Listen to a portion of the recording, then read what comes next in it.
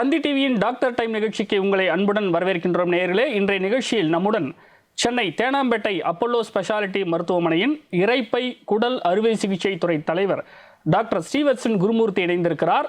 செரிமான மண்டலம் தொடர்பாக மக்கள் தெரிந்து கொள்ள வேண்டிய பல்வேறு முக்கிய விஷயங்களை அவரிடம் நாம் கேட்கப் போகிறோம். டாக்டர் வணக்கம். டாக்டர் வணக்கம். டாக்டர், இப்போ செரிமான மண்டலம் அப்படின்னு சொல்லும்போது எங்களை போன்ற காமன் பீப்புளுக்கு தெரிஞ்சது வயிறு, குடல். செரிமான மண்டலம்னா இது மட்டும் தானா, இல்லை என்னென்ன உறுப்புகள்லாம் அதுக்குள்ளே வரும்? நம்ம வாயில் ஆரம்பித்து உணவு குழாய், இரைப்பை, சிறுகுடல், பெருக்குடல், கல்லீரல், பித்தப்பை, கணையம், மலக்குடல், ஆசனவாய், இது எல்லாமே ஜீரண மண்டலம் அப்படின்னு சொல்லுவோம். இதில் வரக்கூடிய தொந்தரவுகள் எல்லாமே கேஸ்ட்ரோ இன்டெஸ்டைனல் ப்ராப்ளம்ஸ் அப்படின்னு நம்ம சொல்லுவோம். ஓகே, இப்போ இந்த ஜீரண மண்டலத்தினுடைய ஆரோக்கியம் அப்படிங்கிறது ஒரு தனி மனிதனுக்கு எந்த அளவுக்கு முக்கியம்?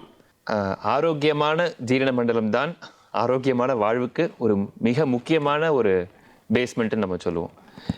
இப்போ நிறைய கட் பிரெயின் ஆக்சஸ் அப்படின்னு சொல்கிறாங்க.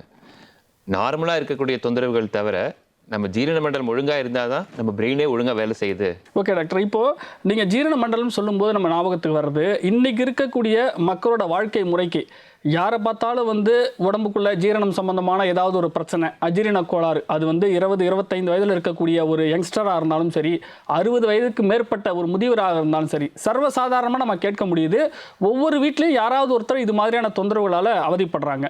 இதுக்கு என்ன காரணம் டாக்டர்? லைஃப் ஸ்டைல் சேஞ்சஸ் காரணமாக, உணவு பழக்கம் காரணமாக, எப்படி?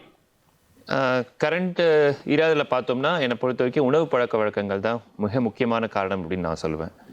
மெயினாக சொல்ல போனோம்னா இந்த ஃபாஸ்ட் ஃபுட் கல்ச்சர், இந்த நைட் டைம் லேட்டாக சாப்பிட்றது, இந்த மாதிரியான நம்ம முன்னோர்கள்னால் பார்த்தோம்னா அவங்க 6 மணிக்கு முன்னாடி 6 மணிக்கு அப்புறம் எதுவுமே சாப்பிட மாட்டாங்க.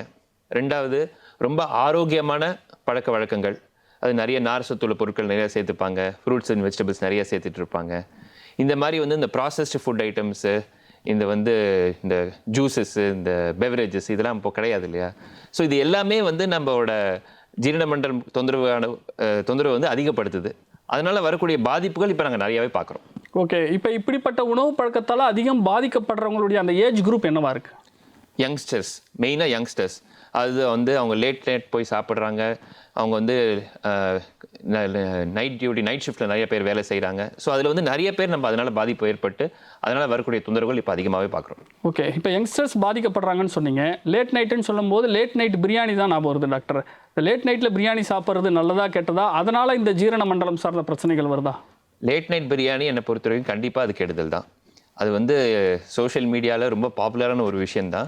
பட் இருந்தாலும் அதனால் இருக்கக்கூடிய பாதிப்புகள் நாங்கள் நிறையாவே பார்க்குறோம். அதில் பிரியாணியில் ஆட் பண்ணக்கூடிய ப்ரிசர்வேட்டிவ்ஸாக இருக்கட்டும், கலரிங் ஏஜென்ட்ஸாக இருக்கட்டும், நிறையாவே அதனால் இருக்கக்கூடிய பாதிப்புகள் இருக்குது. மிக முக்கியமான காரணம் அந்த டைமில் போய் சாப்பிடவே கூடாது.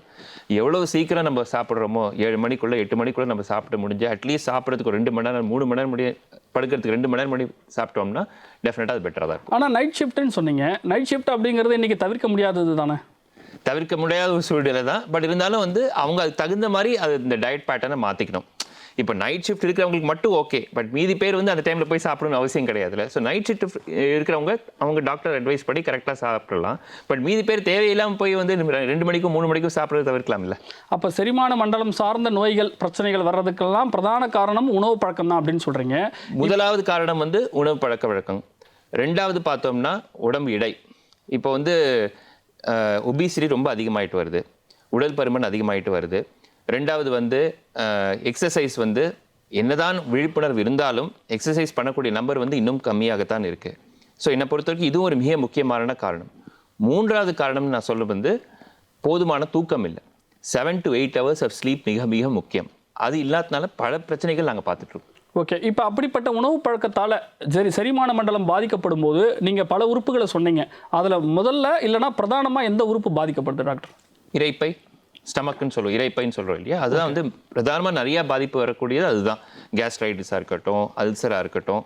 அதனால உணவு குழாயில் வரக்கூடிய பாதிப்புகள், கேஸ்ட்ரோ இசோஃபேஜியல் ரிஃப்ளக்ஸ் டிசீஸ் அதிகமாக பார்க்குறோம். அதே மாதிரி மலக்குடலில் கோலரெக்டல் ப்ராப்ளம்ஸ் அதிகமாகவே நாங்கள் பார்க்குறோம். ஸோ இதெல்லாம் மாறி வரும் உணவு பழக்க வழக்கங்களில் வரக்கூடிய தொந்தரவுகள். இப்போ இரைப்பைன்னு சொல்லும்போது கேஸ்ட்ரிக் ப்ராப்ளமாக இருந்தாலும் சரி, அல்சர் ப்ராப்ளமாக இருந்தாலும் சரி, ரொம்ப காமனாக நாங்கள் கேள்விப்படக்கூடிய விஷயங்கள். இப்போ இந்த அல்சரோ கேஸ்ட்ரிக்கோ இது எந்த மாதிரியான தீவிர பிரச்சனைகளை ஏற்படுத்தும்?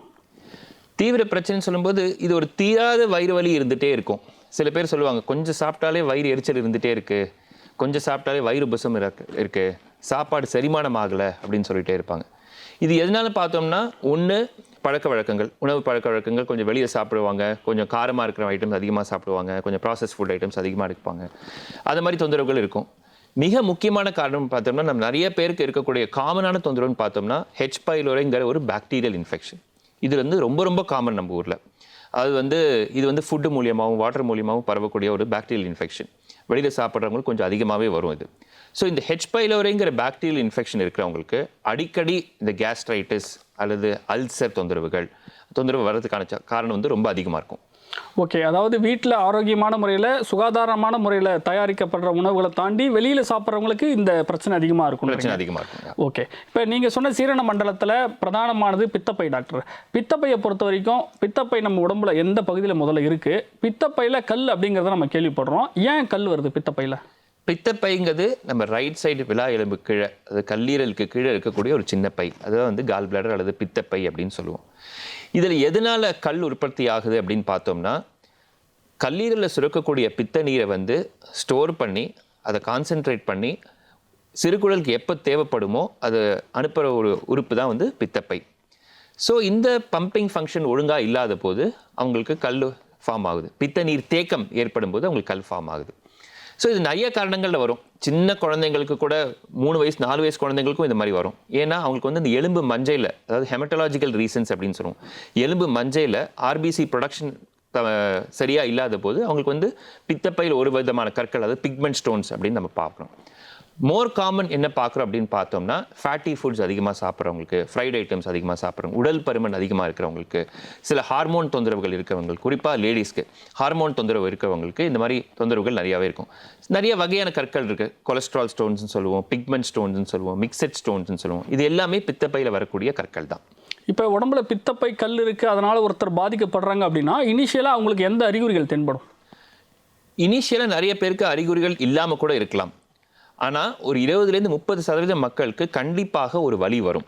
இது எப்படின்னா, டிப்பிக்கலாக சொல்ல போனோம்னா, ஒரு ஃபேட்டி ஃபுட்டு சாப்பிட்றவங்களுக்கு, ஒரு கொழுப்பு அதிகமாக இருக்கக்கூடிய ஒரு உணவு சாப்பிட்டதுக்கப்புறம் ஒரு வயிறு வலி, அது ரைட் சைடு விழா எலும்பு கீழே ஒரு வலி வந்து அந்த வலி வந்து பின் முதுகுக்கு கூட பரவும். இது வந்து ஒரு 2 to 3 hours இருக்கும் சில பேருக்கு ஒரு மாத்திரை சாப்பிட்டா சரியாயிடும். இது வந்து பிலியரி கோலிக் அப்படின்னு சொல்லுவோம். சில பேருக்கு இந்த வலி வந்து தானாக சரியாகாது. ஸோ 6 மணி நேரத்துக்கு மேலேயும் இந்த வலி இருந்து 24 மணி நேரம் வரைக்கும் இந்த வலி போச்சுன்னா பிலியரி பேங்க்ரியாடைட்டிஸ் அப்படின்னு தொந்தரவை சொல்லுவோம். அதாவது அந்த பித்தப்பை கல் வந்து பித்தப்பையோட கழுத்து பகுதியில் போய் அடைப்பு ஏற்படலாம். அதை வந்து கோலிசிஸ்டைட்டிஸ் அப்படின்னு சொல்லுவோம். அல்லது சின்ன கல் இருக்கக்கூடிய சின்ன செதில் வந்து பித்த குழாயில் இறங்கி அவங்களுக்கு வந்து மஞ்சள் காமாலை வரும். இல்லை அதுவே கொஞ்சம் கீழே இறங்கி பித்த குழாயும் கணையமும் ஜாயினார் ஒரு டியூப், பேங்க்ரியாட்டிக் டக்டும் ஜாயினார் இடத்துல போய் அது சிக்கிடுச்சு அப்படின்னா அவங்களுக்கு வந்து பிலியரி பேங்க்ரியாடைட்டிஸ் அப்படிங்கிற ஒரு தொந்தரவு வரும். ஒரு சாதாரண பித்தப்பை கல்னால் எளிதாக பண்ணக்கூடிய ஒரு ஆப்ரேஷனை பண்ணாமல் விட்டதுனால சில பேர் வந்து ஐசியூவில் போய் லேண்ட் ஆகிற தொந்தரவும் இதில் பார்த்துருக்கோம் நாங்கள். இப்போ இந்த பித்தப்பை கற்களை அகற்றணும்னா எந்த மாதிரியான ட்ரீட்மெண்ட் பண்ணுறீங்க? இதுக்கு வந்து பித்தப்பை கற்களுக்கு ஒரே ஒரு தீர்வு தான், இது வந்து சர்ஜரி மட்டும்தான். நிறைய பேருக்கு இருக்கக்கூடிய சந்தேகம் வந்து இந்த மருந்து மாத்திரைகளை கரைக்க முடியாதா அப்படிங்கிற நிறைய பேர் கேட்பாங்க. ஸோ மருந்து மாத்திரைகள் நிறைய இந்த பித்த நீர் தேக்கத்தை அதிகப்படுத்துறதுக்கு உண்டான மருந்து மாத்திரைகள் இருக்குது. பட் இருந்தாலும் இதில் கல் கம்ப்ளீட்டாக கரையாது. ஸோ அவங்களுக்கு வந்து இன்வேரியபிளாக ஆப்ரேஷன் தேவைப்படும். அண்ட் இந்த ஆப்ரேஷன் இருக்கக்கூடிய சந்தேகம், அதே மாதிரி 2வது சந்தேகம் எல்லாருக்கும் இருக்கக்கூடிய வந்து கிட்னியில் கல் இருந்தால் கல்லை மட்டும்தான் எடுக்கிறீங்க, பித்தப்பையில் கல் இருந்தால் ஏன் பித்தப்பை எடுக்கணும்னு சொல்கிறீங்க அப்படின்னு பார்த்தோம்னா, பித்தப்பை வேலை செய்யாததுனால தான் கல் இருக்குது. ஸோ ஒரு வேலை செய்யாத உறுப்பு இருக்கக்கூடாது. ஸோ அதை ரிமூவ் பண்ணி தான் ஆகணும். ஸோ அதனால தான் பித்தப்பையில் கல் ஃபார்ம் ஆகிடுச்சு அப்படின்னா பித்தப்பையை கல்லோடு சேர்த்து அகற்றுறது தான் அந்த சர்ஜரியே. அது ரொம்ப சுலபமாக லேப்ரோஸ்கோப்பி அல்லது ரொபாட்டிக் அறுவை சிகிச்சை மூலியமாக ரொம்ப சுலபமாக பண்ணக்கூடிய ஒரு அறுவை சிகிச்சை. ஆப்ரேஷன் பண்ண சாயந்தரம் அல்ல ஆப்ரேஷன் பண்ண அடுத்த நாள் காலையில் அவங்க டிஸ்சார்ஜ் ஆகிக்கலாம். அப்போ ஒருவேளை பித்தப்பை நீக்கப்பட்ட பிறகு அவங்க ரெகுலரான ஒரு வாழ்க்கையை வாழ முடியுமா? ஆமாம். அதே எல்லாருக்கும் இருக்கக்கூடிய இன்னொரு சந்தேகம் வந்து இது எடுத்ததுக்கு அப்புறம் நார்மலாக செரிமானம் ஆகுமா, நார்மலாக சாப்பிட முடியுமா அப்படின்னு. இன்ஃபேக்ட் அவங்க பித்தப்பை எடுக்கிறதுக்கு முன்னாடி கல் பாதிப்பு இருக்கிறவங்களுக்கு sometimes fatty food, oily items, fried items சாப்பிட்டா வலி வரும். இது எடுத்ததுக்கு அப்புறம் அந்த தொந்தரவுகள் இருக்காது. நாங்கள் பேஷண்ட்ஸ்க்கு வந்து ஒரு சேஃப்டிக்காக சொல்லுவோம், முதல் ஒரு வாரம் கொஞ்சம் லைட்டாக சாப்பிடுங்க, ரொம்ப fatty items oily items avoid பண்ணுங்கன்னு சொல்லுவோம். பட் அதுக்கப்புறம் அவங்களுக்கு எந்த தொந்தரவும் இருக்காது, நார்மலாக இருக்கக்கூடிய செரிமானம் ஒழுங்காக இருக்கும், அவங்களுக்கு அதனால எந்த விதமான பாதிப்பும் இருக்காது. ஓகே, இப்போ பித்தப்பையை வந்து கம்ப்ளீட்டாக அகற்றணும்னு ஒரு சூழல் எப்போ வரும் டாக்டர்? இதான் கல் ஃபார்ம் ஆயிடுச்சு, பித்தப்பையில் இன்ஃபெக்ஷன் இருக்குனாலே பித்தப்பையை அகற்றணும். கல்லை மட்டும் எடுக்கிறதுக்கு உண்டான ஒரு சிகிச்சை முறையே கிடையாது. ஓகே, இப்போ பித்தப்பை எடுக்கிறவங்களுக்கு பொதுவாக உங்ககிட்ட வர்ற பேஷண்ட்டுக்கு என்ன மாதிரியான பயம் இருக்குது? ஆமாம், எல்லாருக்கும் சொல்கிற மாதிரி ஒரு உறுப்பு எடுக்கிறோமே அதனால நமக்கு எதாவது பாதிப்பு வருமா, அதுக்கப்புறம் நம்ம ஒழுங்காக செரிமானம் ஆகுமா அப்படிங்கிற தொந்தரவு தான் எல்லாருக்கும் இருக்கும். பட் அது எடுக்கிறதுனால எந்த விதமான ப்ராப்ளமும் கிடையாது. ஓகே, இப்போ அதன் பிறகு எடுத்த பிறகு லைஃப் ஸ்டைல் அவங்க ஏதாவது சேஞ்சஸ் பண்ணிக்கணுமா? ஒரு சேஞ்சஸும் கிடையாது, நார்மல் டயட் அவங்க சாப்பிடலாம். நாங்கள் சொல்கிறது வந்து ஃபேட்டி ஐட்டம்ஸ் ஒரு 1 வீக் அவாய்ட் பண்ண சொல்லுவோம். பட் அதுக்கு மேலே கூட ஒன்றும் பிரச்சனை கிடையாது, நார்மல் ஐட்டம்ஸ். இன்னொரு தொந்தரவு எல்லாருக்கும் சொல்கிறது வந்து, எதாச்சும் ஒரு ஸ்கேன் பண்ணியிருப்பாங்க, அந்த ஸ்கேனில் வந்து பித்தப்பையில் வந்து ஒரு கொழுப்பு கட்டி அல்லது ஜிபி பாலிப் அப்படின்னு கண்டுபிடிச்சிருப்பாங்க. உடனே அந்த பாலிப்புக்கு ஆப்ரேஷன் பண்ணணுமா, இந்த மாதிரி தொந்தரவு இருக்கே அப்படின்னு கேட்பாங்க. கல் இருந்தால் அவங்களுக்கு மோஸ்ட்டாக ஆப்ரேஷன் பண்ண வேண்டிய சூழ்நிலை வரும். ஆனால் பாலிப்புங்கிறது ஒரு சின்ன கொழுப்பு கட்டி மாதிரி, ஒரு சின்ன சத வளர்ச்சி. ஸோ அது வந்து நாங்கள் என்ன சொல்லுவோம், 10 மில்லிமீட்டருக்கு மேலே இருக்குது அப்படின்னா அந்த பித்தப்பை ஆப்ரேஷன் பண்ணிக்கலாம். அது வந்து 5 மில்லிமீட்டர் கீழே இருக்குன்னா ஆப்ரேஷன் தேவையில்லை. இந்த 5 to 10 mm இருக்குது பார்த்தீங்களா, இந்த குரூப்பில் இருக்கிறவங்களுக்கு சில ரிஸ்க் ஃபேக்டர்ஸ் நாங்கள் பார்ப்போம். இது வந்து அவங்களுக்கு இந்த சைஸ் வந்து இன்க்ரீஸ் ஆகுதா, அல்லது அவங்களுக்கு அது கூட வேறு ஏதாவது தொந்தரவுகள் இருக்கா, அல்லது ஃபேமிலி ஹிஸ்ட்ரியில் யாருக்காவது கல்லீரல் சம்மந்தமாகவோ பித்தப்பை சம்மந்தமாகவோ ஜீரண மண்டல தொந்தரவுகள் கேன்சர்ஸ் ஏதாவது வந்திருக்கா. நம்ம ஊர்லேயே வந்து சில ஏரியாஸில் வந்து இந்த பித்தப்பை கட்டி, அது பித்தப்பையோட கேன்சர் கட்டி வந்து கொஞ்சம் அதிகமாகவே பார்க்குறோம். இன்ஃபேக்ட் நார்த் இந்தியாவில் கொஞ்சம் அதிகமாகவே இருக்குது. இந்த பீகார், யூபி, ஜார்க்கண்ட் அந்த ஏரியாவில், அந்த பெல்ட்டில் வந்து கொஞ்சம் அதிகமாகவே இருக்கும். ஸோ அங்கேருந்து வரவங்களுக்கு வந்து இந்த பித்தப்பை வந்து கட்டி வந்து கேன்சராக மாறதுக்கான வாய்ப்புகள் வந்து ரொம்ப அதிகம். ஸோ அப்படி இருக்கிறவங்களுக்கு நம்ம இன்னும் கொஞ்சம் கேர்ஃபுல்லாக பார்க்கணும். பட் ஜென்ரலாக பித்தப்பையில் பாலிப் இருந்ததுன்னா 10 மில்லிமீட்டர்ஸ்க்கு இருந்தால் மட்டும்தான் ஆப்ரேஷன் தேவை. ஓகே, இப்போ ஒருவேளை பித்தப்பையில் கேன்சர் வந்தது அப்படின்னா சர்வைவல் ரேட் எப்படி? பித்தப்பை கேன்சர் வந்து கொஞ்சம் வீரியம் அதிகம் உள்ள ஒரு கேன்சர், கொஞ்சம் அக்ரெசிவான கேன்சர். அண்ட் அதுக்கான சைன்ஸ் அண்ட் சிம்டம்ஸும் ரொம்ப எளிதில் தென்படாது. ஸோ அப்படி இருக்கிறவங்களுக்கு ஒரு வலி மட்டும்தான் இருக்கும், ஒன்றும் பெருசாக தொந்தரவு இருக்காது. சில பேருக்கு வந்து கொஞ்சம் முற்றின ஸ்டேஜில் மஞ்சள் காமாலை வரும். ஸோ அப்படி இருக்கும்போது பித்தப்பையில் கட்டி இருக்குது, அது வேற எங்கேயும் பரவலை, கல்லீரலுக்கு பரவலை, பெருசாக மீதி இடத்துல நெறிக்கட்டிகளுக்கு பரவலை அப்படின்னா எவ்வளோ சீக்கிரம் அது ஆப்ரேஷன் மூலியமாக சரிப்படுத்த முடியுமோ அந்த ஆப்ரேஷன் பண்ணால் நல்லாயிருக்கும். அந்த ஆப்ரேஷனுமே கூட முன்னெல்லாம் வந்து ஒரு பெரிய இங்கேருந்து இங்கே ஃபுல்லாக ஒரு கோடு போட்டு கிடிச்சு பெரிய அறுவை சிகிச்சை மூலியமாக பண்ணிட்டு இருந்தோம். இப்போல்லாம் இது வந்து ரொம்ப சுலபமாக வந்து இது லேப்ரோஸ்கோபி மூலியமாகவோ ரொபாட்டிக் அறுவை சிகிச்சை மூலியமாகவோ ஒரு பெரிய ஆப்ரேஷன், பித்தப்பை கேன்சர் இருந்தாலுமே வந்து அந்த பித்தப்பை சுற்றி இருக்கிற நெறிக்கட்டிகள், அது சுற்றி இருக்கிற 2 சென்டிமீட்டருக்கு உண்டான லிவர் டிஷ்யூவும் சேர்த்து ரொம்ப ஒரு லேப்ரோஸ்கோப்பிலே அல்லது ரொபாட்டிக் நுண்துளை அறுவை சிகிச்சையிலே பண்ணிடலாம். ஓகே, இப்போ ரோபோட்டிக் லேப்ரோஸ்கோபிக் மாதிரியான அறுவை சிகிச்சைகள் இப்போ மற்ற டிபார்ட்மெண்ட்டில் இருக்கிற மாதிரி இந்த செரிமான மண்டலம் தொடர்பான சிகிச்சைக்கும் அது இருக்குது. இன்ஃபேக்ட் மற்ற டிபார்ட்மெண்ட்டை விட செரிமான மண்டலம் சம்பந்தமாக இருக்கக்கூடிய தொந்தரவுகளில் அதிகமாகவே யூஸ் பண்ணுறோம். ஓகே, உடம்புல வந்து செரிமான சம்பந்தமாக எந்த புற்றுநோய் வந்தாலும் அது வந்து ரொபாட்டிக் மூலிமா ஆப்ரேஷன் பண்ணலாம். லேப்ரோஸ்கோபி மூலியமாக ரொபாட்டிக் மூலம், அது நுண்துளை அறுவை சிகிச்சை, கீ ஹோல் சர்ஜரி அப்படின்னு நம்ம சொல்லுவோம். அது உணவு குழாய் கேன்சராக இருந்தாலும் சரி, இரைப்பை கேன்சர் இருந்தாலும் சரி, கல்லீரல் கேன்சர் இருந்தாலும் சரி, பித்தப்பை கேன்சராக இருந்தாலும் சரி, கணைய பாதிப்புனாலும் சரி, ரொம்ப காமனாக பண்ணுறது மலக்குடல் கேன்சர். இது எல்லாமே வந்து இப்போ ரொம்ப சுலபமாக ரொபாட்டிக் அறுவை சிகிச்சை மூலிமா பண்ணக்கூடிய ஃபெசிலிட்டி இருக்குது. இப்போ இன்றைக்கி இருக்கிற உணவு பழக்கத்துக்கு யாரை பார்த்தாலும் வந்து லைட்டாக சாப்பிட்டாலே நெஞ்சரிச்சலாக இருக்குது அப்படின்றாங்க. ஒரு சிலரை கேட்டால் நெஞ்சரிச்சல் இன்னும் கெர்ட் அப்படின்னு சொல்லிட்டு அடுத்த ஸ்டேஜ் ஒன்று சொல்கிறாங்க. என்ன வித்தியாசம் டாக்டர் ரெண்டுத்துக்கும்? இது வந்து ரொம்ப காமனாக இருக்கக்கூடிய ஒரு தொந்தரவு. இன்ஃபேக்ட் இப்போ இருக்கிற லைஃப் ஸ்டைலில் நிறைய பேருக்கு வந்து ஈட்டிங் ஹேபிட்ஸ் நம்ம சொன்ன மாதிரி டிஸ்கஸ் பண்ண மாதிரி கொஞ்சம் அப்நார்மலாக இருக்குது. அண்ட் ஒர்க்கிங் ஹவர்ஸு, அது தவிர சில பேருக்கு இந்த ஸ்மோக்கிங் ஹேபிட்டு, அப்புறம் உடல் பருமன் இருக்கிறவங்களுக்கு இந்த கர்ட், அதாவது கேஸ்ட்ரோ ஈசோஃபேஜியல் ரிஃப்ளக்ஸ் டிசீஸ் கொஞ்சம் அதிகமாகவே நாங்கள் பார்க்குறோம். பேசிக்காக அது என்னென்னா, உணவு குழாயிலேருந்து இரைப்பைக்கு போகிற அந்த வால்வ் வந்து கொஞ்சம் லூஸாக இருக்குது, இவ்வளவு தான். நார்மலாக அந்த வால்வோட வேலை என்ன அப்படின்னா, நம்ம உணவு குழாயில் உணவு முழுங்கும் போது அது ஓப்பன் ஆகணும், இரைப்பை போனதுக்கப்புறம் அது க்ளோஸ் ஆகணும், ஒன் வே வால் மாதிரி. ஸோ இரைப்பையில் சுரக்கக்கூடிய அமிலம் ரொம்ப ஸ்ட்ராங்கான அமிலம். ஸோ அது வந்து மேலே உணவு குழாயில் எருக்கழிச்சு வரக்கூடாது. ஸோ அப்படி எருக்கழிச்சு வந்ததுன்னா உணவு குழாயில் இருக்கக்கூடிய அந்த லைனிங் வந்து தேய்மானம் ஏற்படும். நாள் போக்கில் 20 வருஷம் 30 வருஷம் கழிச்சு அது வந்து பேரட்ஸ் அப்படிங்கிற ஒரு தொந்தரவில் போய் கொண்டு போய் விடும். இந்த பேரட்ஸ் தொந்தரவு இருக்கிறவங்களுக்கு சில மக்களுக்கு வந்து அது கேன்சராக மாறக்கூடிய வாய்ப்புகளும் இருக்குது. இதுதான் இதில் இருக்கக்கூடிய பிரச்சனை. பட் காமனாக நாங்கள் என்ன சொல்கிறோம் அப்படின்னா, இந்த தொந்தரவு இருக்குது அப்படின்னா 90% to 95% மாத்திரைகள், சாப்பாட்டு வழிமுறைகள், அப்புறம் வந்து லைஃப் ஸ்டைல் சேஞ்சஸ். இது 3 பண்ணாலே வந்து டெஃபினட்டாக இது கண்ட்ரோலில் பண்ணலாம். என்ன சொல்லுவோம் அப்படின்னு பார்த்தோம்னா, ரொம்ப spicy food, oily items, fried items, அப்புறம் காஃபி என்ன பண்ணும்னா உணவு குழாயிருந்து இரைப்பைக்கு போகிற இந்த வால்வை வந்து கொஞ்சம் லூஸ் பண்ணும். ஸோ ஏற்கனவே ஆசிட் ரிஃப்ளக்ஸ், நெஞ்செரிச்சல் அதிகமாக இருக்கிறவங்களுக்கு ஒரு நாளைக்கு 3 கப் 4 கப் காஃபி எடுக்கும்போது அவங்களுக்கு நெஞ்செரிச்சல் அதிகமாக இருக்கும். ஸோ காஃபியை கம்மி பண்ணாலே இந்த தொந்தரவு கம்மியாகும். 2வது, சாப்பிட்டுட்டு 2 hours கழிச்சு தான் அவங்க படுக்கணும். சாப்பிட்ட உடனே படுத்தாங்கன்னா இந்த அமில எரிக்கழிச்சு வர தன்மை வந்து கொஞ்சம் அதிகமாக இருக்கும். 3வது, படுக்கும்போது தலை பக்கம் கொஞ்சம் உயரமாக வச்சு படுக்கணும். ஃப்ளாட்டாக படுத்தோம்னா ஆசிட் ரிஃப்ளக்ஸ் அதிகமாக இருக்கும்.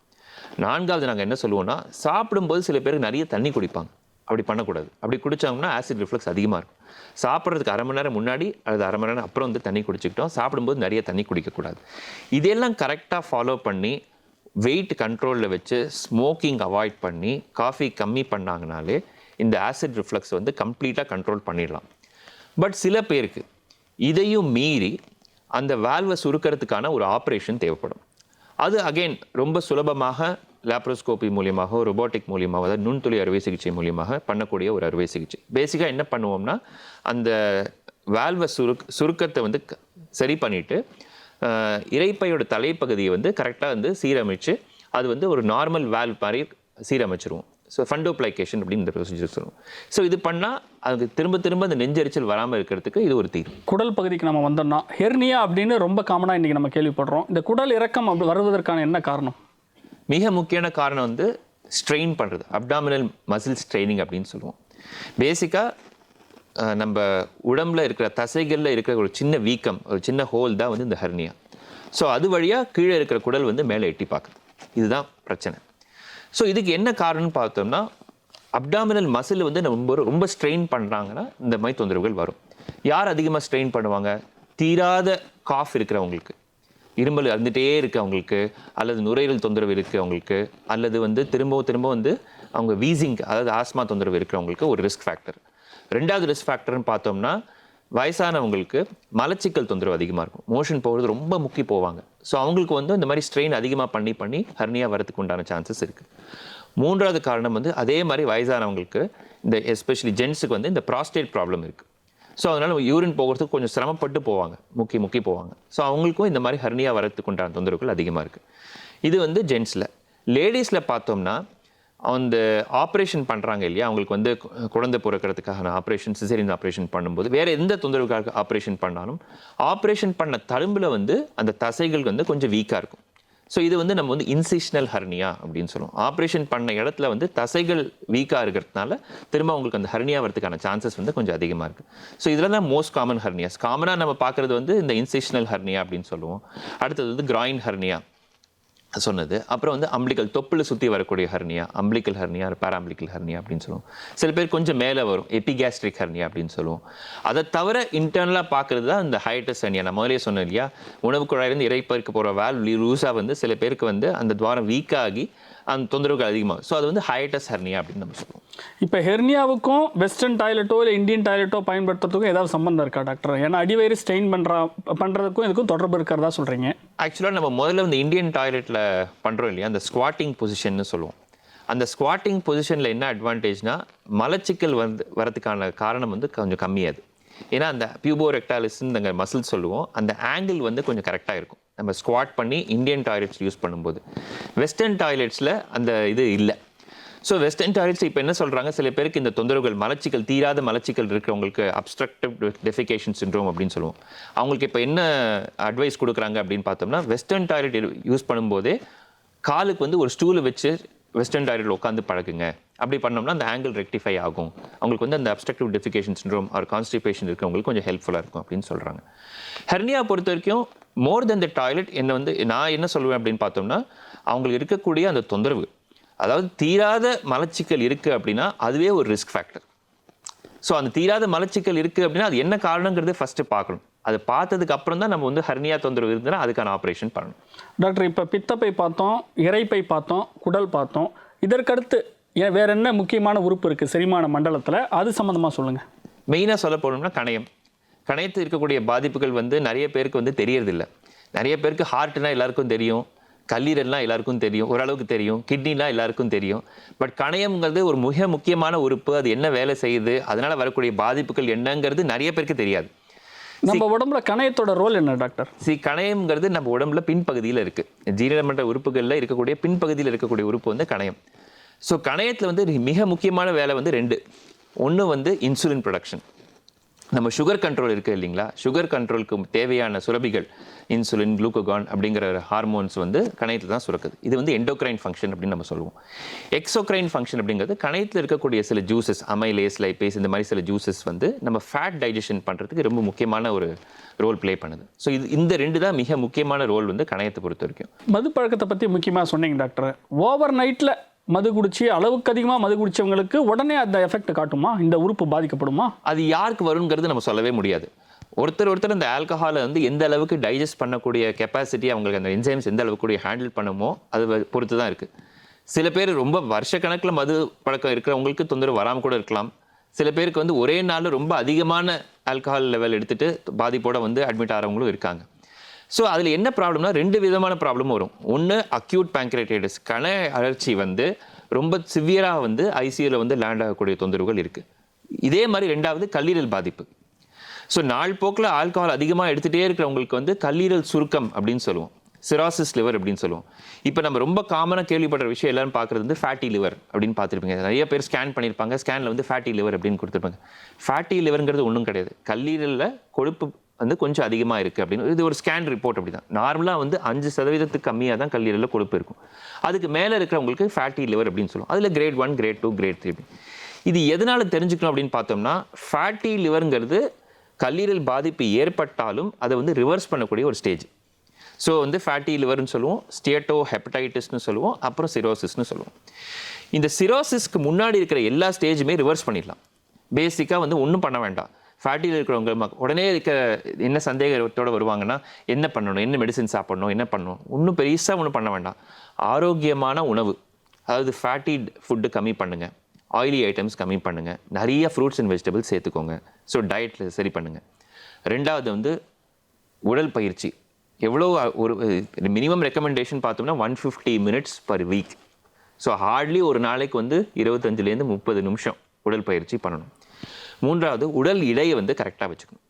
ஸோ இப்போ நாங்கள் என்ன பார்க்குறோம் அப்படின்னு பார்த்தோம்னா, ஆல்கஹாலிக் லிவர் டிசீஸ் ஒரு பக்கம் இருக்கும், நான் ஆல்கஹாலிக் ஃபேட்டி லிவர் டிசீஸ் அப்படின்னு சொல்லுவோம். ஆல்கஹால் எடுக்காமல் உடல் பருமனால் ஃபேட்டி லிவர்னால் வரக்கூடிய லிவர் பாதிப்பும் இப்போ கொஞ்சம் அதிகமாகவே பார்க்குறோம். ஸோ இதுக்கு முக்கியமான ப்ரிவென்ஷன் என்னென்னு பார்த்தோம்னா, keeping your weight under control and doing regular exercise. செரிமான மண்டலம் தொடர்பான உறுப்புகள் வந்து ஒருவருடைய ஆரோக்கியத்துக்கு எந்த அளவுக்கு முக்கியம், அதை வந்து ஆரோக்கியமாக பராமரிக்கிறது வந்து ஒவ்வொரு தனி மனிதனுடைய கடமை எப்படி அப்படின்னு ரொம்ப அழகாக சொன்னீங்க டாக்டர். அந்த மாதிரி ஆல்கஹால் இருக்கிறவங்களுக்கு தான் சில விஷயங்கள்லாம் வரும், மதுப்பழக்கம் இருக்கிறவங்களுக்கு தான் அப்படின்னு. இன்றைக்கி மதுப்பழக்கம் இல்லாமலேயே அந்த கணையம் மாதிரியான உறுப்புகள், கல்லீரல் மாதிரியான உறுப்புகள் பாதிக்கப்படுறதுக்கும் இந்த உணவு பழக்கம் எந்த அளவுக்கு காரணமாக இருக்குது அப்படின்னு ரொம்ப அழகாக தெளிவாக சொன்னீங்க. நேயர்களுக்கு மிகவும் பயனுள்ளதாக இருக்கும் அப்படின்னு நம்ம நம்புகிறோம். அரங்கத்திற்கு வந்து உங்களுடைய கருத்துக்களை பகிர்ந்து கொண்டமைக்கு மிக்க நன்றி டாக்டர். தேங்க்யூ.